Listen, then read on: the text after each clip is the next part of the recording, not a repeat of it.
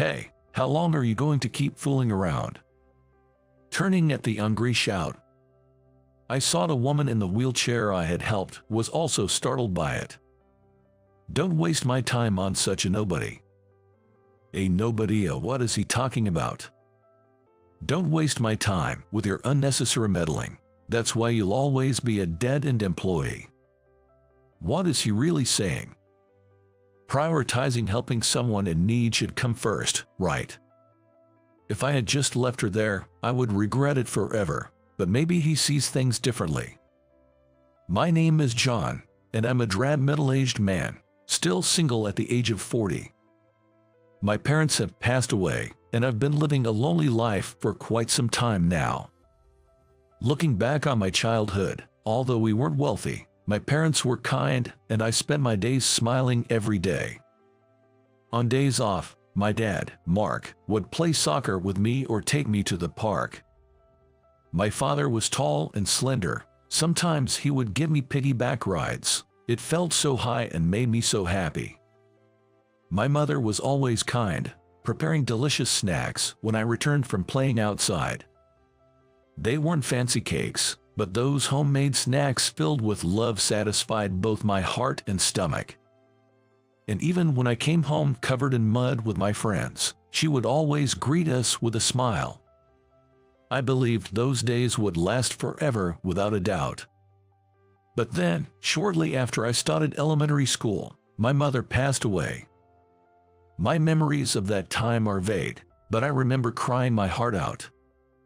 My father could have remarried, but he chose to work tirelessly for my sake, to put me through college. My father, who had always had a weak heart, worked himself to exhaustion to see me off to college, but just after I secured a job following my graduation, he passed away. It was too early a departure, even considering his age. I thought I was finally going to be able to repay him for his kindness. Dad. My father, lying silently on the stark white hospital bed, seemed so much thinner and more frail than I remembered. "Mark always talked about you with a smile," the nurses told me. "He did?" "Yes, he would always tell us and the other patients how proud he was of his son." "Indeed, Mark always looked so happy," they said. From the nurses' words, I knew that my father hadn't felt lonely during his time in the hospital. I was busy earning my college degree and job hunting, so I couldn't visit him as often as I would have liked, but whenever I did, he seemed happy, so I didn't think his condition was that serious. So, the sudden news of his death was a shock, but learning that he passed away peacefully brought me some solace. In an attempt to drown out my loneliness after losing my family, I threw myself into my work. There was no time for romance. Or perhaps I had convinced myself that I didn't need it. Still, I believed my life wasn't bad. Even without a lover or spouse, my co-workers were kind, so I never felt lonely. Sure, I was alone when I got home, but at work, everyone recognized my hard work. Knowing I lived alone, they would occasionally bring me homemade dishes or express concern if I seemed unwell. It was like the warmth of my old home, and I loved being part of it. Living life in this way, I reached my current age. Then, one day, something happened. My boss asked me to join a specific project. "A collaboration, you say?" "Yes, we're planning to collaborate our company's women-focused lunch bags with another company's popular characters to expand our customer base," he explained. "That sounds amazing." "Yes. The lunch bag my company produces for women feature a cute design and are two-tiered. They've become popular since their release due to their compact size and their microwave compatibility. The set includes a bag, containers, and a cutlery set, making it a hit among new employees and middle/high school students. Its affordable price also makes it extremely popular with high school girls, and we've collaborated on it a few times in the past. Collaborations with popular celebrities and icons have always been successful, drawing fans to make reservations and purchases. I was nominated for this project because such results were expected. Feeling recognized for my past efforts, I was delighted. What do you think? Yes, I'd love to. Please, count me in. I accepted the invitation from my boss with a loud, enthusiastic voice. The leader of this project was a man named Alex. I was to assist Alex in this project. Although Alex held the position of section chief, he was infamously known in other departments for not so good reasons. Initially, when the other members learned that Alex was leading the project, they worried, asking, "Is this going to be okay?" However, Alex had graduated from a prestigious university and had a track record of achieving great sales results. Thus, rumors also circulated that he was a promising individual, favored by the department head, Karen. That's why, at our first meeting, we were all nervous, trying to discern which rumors were true. On the first day of the project, Alex stood before everyone and introduced himself as the leader, saying, "I'm Alex, and I'll be leading this project," before proceeding to explain the project's overview. His confident demeanor and serious attitude made everyone listen attentively, though they seemed unsettled by the discrepancy with the bad rumors. Finally, he said, "I think you all understand, but if you don't know something, say that you don't know. Asking questions isn't shameful. Proceeding without understanding is far more embarrassing." His attitude and words were sincere and serious. Perhaps those bad rumors were just a mistake. It must have been someone who couldn't do their job, speaking out of jealousy. I believed that Alex would lead us well and bring this project to great success. Yes, I believed that, but when I approached Alex with something I didn't understand, he retorted, "What? You don't even know something this simple? Excuse me. Isn't this basic? Aren't you embarrassed?" Ha ha, I was ridiculed and laughed at. Was that warm welcome on the first day just a dream? When I asked my colleagues participating in the same project, it seemed they felt the same way. So, it wasn't a dream. This was reality. And maybe I was mistaken, but it felt like Alex was particularly harsh on me. "Ah, you're John, right?" "Yes, I'm John." "So, you're older than me but still single?" Yes."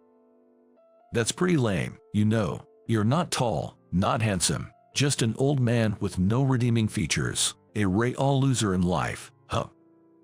To say such things to someone's face, his character seemed as bad as the rumors suggested.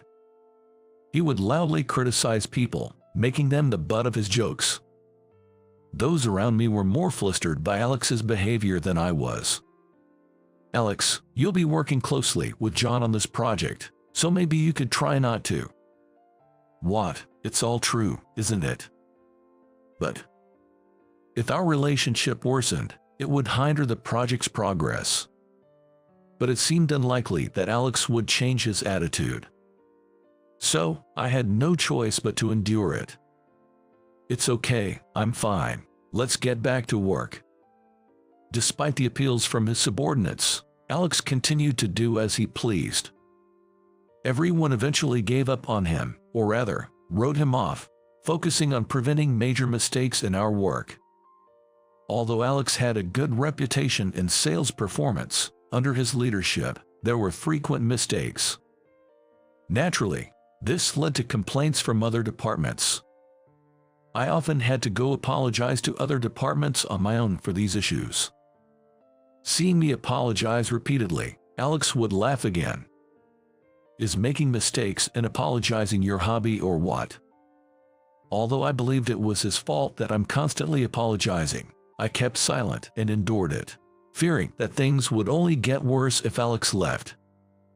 Although there were frequent troubles with other departments in the company, we managed to avoid issues with other companies and successfully commercialize a collaborative lunch bag for women. It turned out quite satisfying, both cute and practical in design. And then, it came up that we would have a press conference to announce the new product. This announcement wasn't just about unveiling a new lunch bag, but rather about which company collaborated with which character to create what kind of product, making the collaborating company the star of the conference. I wasn't going to be at the conference, but I was called in for preparation. It seems Alex, our leader, is likely to take the stage. Despite his complaints, he seems to be looking forward to it, judging by how he's getting a new suit. I spent my days praying that he wouldn't do anything unnecessary and just look forward to the event until the day of the conference. And finally, on the day of the conference, Alex and I drove to the venue together. We had to cross a mountain to get there, and even on the way, he kept grumbling, this is such a hassle, and lazily let me do all the driving. Almost over the mountain and close to the venue, I spotted a woman in a wheelchair and slowed down to a crawl. "What's up?" Ignoring Alex, who sounded annoyed, I focused on the woman who seemed to be having trouble with a step. It was clear she was struggling to get her wheelchair over it. Luckily, there were no other cars around, so I didn't hesitate to pull over to the left and stop the car, then rushed to help the woman. "What are you doing?" Alex snapped. "I'm going to help that woman to a safe place. Please wait a moment," I replied, but Alex just scowled and completely ignored me. It was just like him, so I prioritized helping the woman. "Excuse me, I can help you," I offered.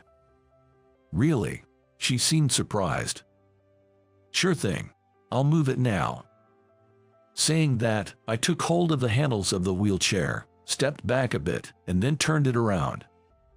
I managed to guide her wheelchair backwards to a place without steps or slopes. Upon a closer look, the woman seemed a bit younger than me. But it was clear from her attire that she held a respectable position. "Are you all right?" I made sure the wheelchair's brakes were on so it wouldn't move before speaking to her.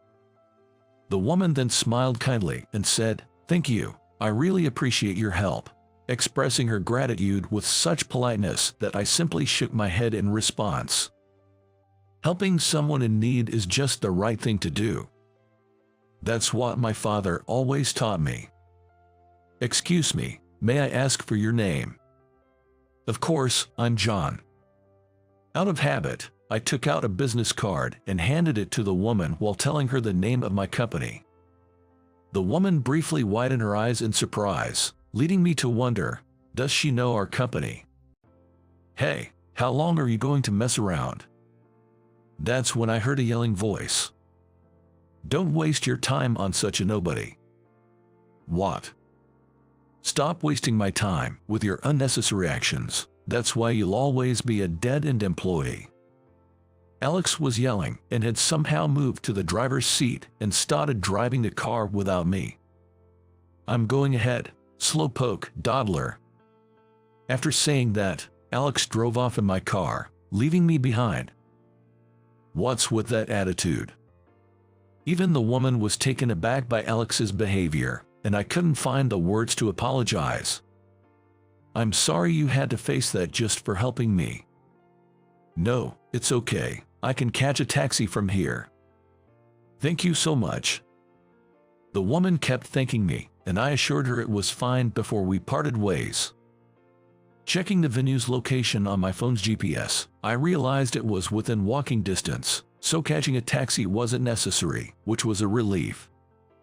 Thinking I could make it in time for the conference if I ran, I chose to do so. As I ran up the slight incline, I reflected on Alex's words and actions. Once this project was over, I probably wouldn't have to deal with him again. But working with Alex, I noticed something. He was very subservient to those above him in rank and could get away with small mistakes by charming them. And he was skilled at blaming others for his significant mistakes or making them clean up his messes. Indeed, I was the one who always ended up apologizing since this project started. It's because I felt that aides exist for that reason, and since I'm older, it's natural for me to do the job. I sighed deeply, thinking to myself, no matter how hard one tries, it seems impossible to win against people like Alex. The thought made me feel incredibly frustrated and helpless. When I arrived at the venue, out of breath, the press conference had already started, and I noticed employees from the partnering company glancing over at me. An employee, with whom I had spoken several times during our collaboration, approached me with a look of concern and offered me a glass of water, which I gratefully accepted. Alex was glaring at me fiercely, but I couldn't care less at that point. The press conference went smoothly and ended successfully. "John, what happened?" "I was wondering what happened when that guy came in your car." People from our company knew about Alex's reckless actions. When they asked what had happened to me, I told them the truth about why I was late. About how on my way here, I came across a woman in a wheelchair. About how she seemed to be in trouble, so I stopped my car to help her. And how Alex had just watched us and then left us behind. I softened the harsh words Alex had used, but I'm sure the message was clear to everyone. "What? That's terrible. Alex, what kind of person does that?" There were voices condemning Alex, but he just coolly retorted, "Oh, you got any proof of that? He's obviously lying. Besides, isn't the real issue here arriving late for an important press conference? Isn't that normal? Professionals shouldn't be late for important work. It's common sense, common sense." You're fired." "Fired," Alex said. As he laughed out loud, the many people around him were watching. Alex's behavior was intolerable. We all agreed that once the product was successfully sold and the project was over, we would definitely go and complain about him to the higher-ups. But the next day, the situation took a significant turn. The famously beautiful President Smith came into the morning meeting looking pale. "President Smith, what's going on?" Everyone was naturally buzzing with questions as President Smith suddenly entered. President Smith marched in and said, "This is a serious situation," while looking at Alex, who had arrived late, and her expression darkened visibly. Seeing her beautiful face turn devilish, everyone gasped. Even Alex, faced with her genuinely murderous intent, stopped in his tracks. "You're Alex, right?" "Yes, I'm Alex." "Do you realize what you've done?" "You hurled insults at a woman in a wheelchair yesterday, didn't you?" Alex seemed momentarily confused, but as he remembered, he glared at me as if he thought I had snitched on him. "That woman is the daughter of the president of the company we collaborated with on the project. Her name is Emily, and she vividly remembers you insulting her and driving away." "What? The president's daughter? That woman in the wheelchair?" Alex seemed confused but appeared to grasp the gravity of the situation. "Emily was worried about being in the way at the venue, so she went for a walk. She often moves around alone because she feels bad about having others push her wheelchair. The venue was only a short distance from where we were. I parted ways with Emily, assuring her she was fine, but it was close enough that she could have made it to the conference in time. It seemed a bit far for a walk, but it was understandable. When Emily saw your face at the venue, she immediately reported to President Johnson. Then, first thing in the morning, President Johnson called, furious, demanding that we bring in the man named Alex. What are you going to do about this mess? President Smith's anger showed no signs of abating. If we're not careful, the collaborative product might be discontinued. And since they're a major company, if this gets out, it could look like our company is the problem, affecting future opportunities. Yikes! Alex let out a shriek at President Smith's words. Indeed, if things went as she said, our side would suffer greatly. Alex's assistant, John, was it? Yes. You're coming with me to apologize to them. Yes, I will. Alex's face was pale, and his body was trembling. In this state, he wouldn't be able to make a proper apology. I braced myself for possibly being blamed for everything and followed President Smith. The other company had been informed, and we were immediately ushered into the president's office. As we waited in the luxurious president's office feeling out of place, President Johnson entered. President Smith immediately apologized, and Alex and I followed suit. "We are deeply sorry for the great disrespect our employee Alex has shown. I am very sorry." Alex's tremors were so severe he seemed unable to speak. President Johnson and Emily entered the room. You're John from that time, right? I wanted to thank you. I'm glad we could meet," Emily said, approaching with her wheelchair. "So, you're John. I'm grateful you helped Emily." "Thank you." President Johnson, showing a father's gratitude rather than a business partner's, made me shake my head. "No, I just did what any person should." "Father, let's not dwell on Alex's issue anymore. Stopping our work now would inconvenience many people, and I understand that. Besides, with John here, I'm sure this company will be fine." Thanks to Emily's support, it was decided to proceed with the sale of the collaborative product. They also promised to continue the partnership as planned. However, as a father, President Johnson couldn't forgive Alex and ensured President Smith would discipline him harshly. Subsequently, Alex was demoted and had his salary reduced. However, perhaps due to his pride, Alex chose to resign and left the company. After Alex left, I began to hear such rumors. It seems he had taken loans from some unfavorable sources and was asking former colleagues for money, saying, "I need a loan." Everyone, including me, decided to ignore him. It was his own fault. After that incident, Emily and I exchanged contact information and started meeting on our days off. Emily had felt insecure about her mobility issues and had given up on the idea of dating or marriage. After I shared that I no longer had my parents and we both agreed that such matters shouldn't be obstacles, we decided to start dating. I'm still working at the same company. Since that incident, I've gained President Smith's trust and am working hard as a potential candidate for the next department head. Indeed, I have been working tirelessly up until now. I've always strived hard, following my parents' teachings. Now, that effort is being recognized and rewarded. My colleagues believe in me and support me. Moving forward, I'm determined to continue working hard for those who believe in me.